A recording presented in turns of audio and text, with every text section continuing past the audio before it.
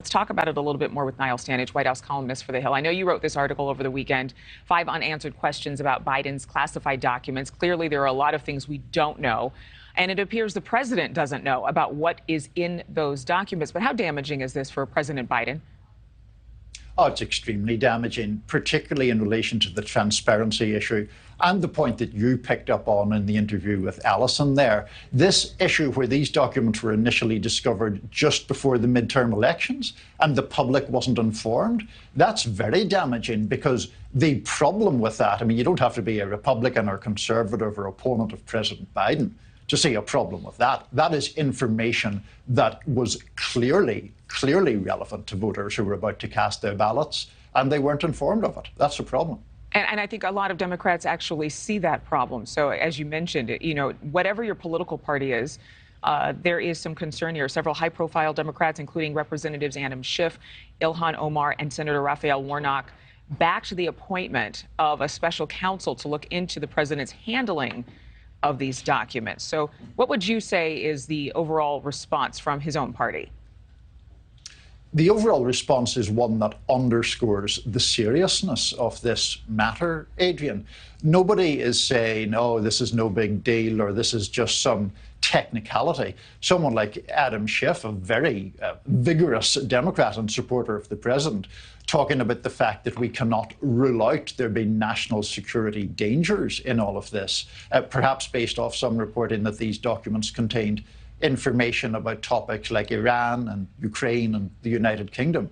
So I think there is no way now for the Biden administration to try to make light of this, given that the president's own party members are so clear that, as I say, it is a consequential matter.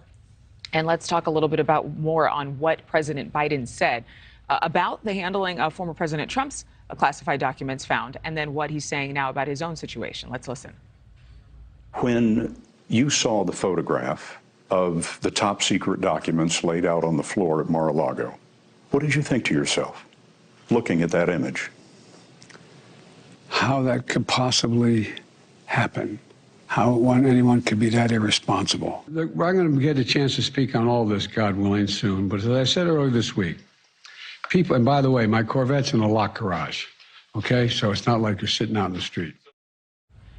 And I'm sure that former President Trump could say it's not like these documents were sitting out in the street. Both, of course, have Secret Service protection. Both have highly secured residences.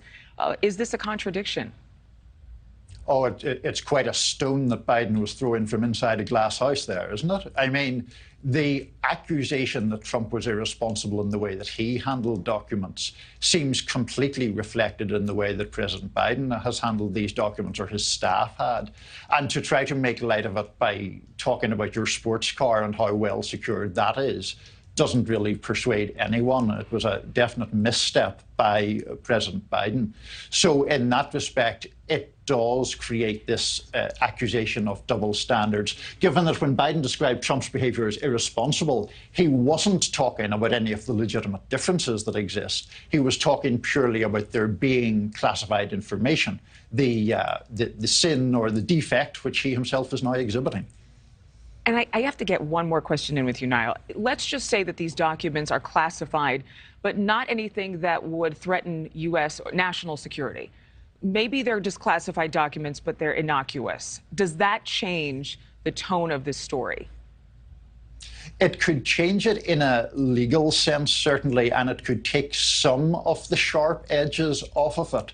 But to circle back to where we began, the concealment of the information only days before crucial elections, I think that will continue to be an issue, and I think that that is something that the White House has still not adequately explained. It has offered some rationales, but they tend to sound, frankly, like excuses. And frankly, if they are innocuous and they weren't disclosed around the time of the election, it could point to what else is not being discussed or disclosed. Niall, thank you, as always, for the conversation. Thank you for watching. Go to newsnationnow.com to find NewsNation on your television provider. And don't forget to click the red subscribe button below to get more of NewsNation's fact-driven, unbiased coverage.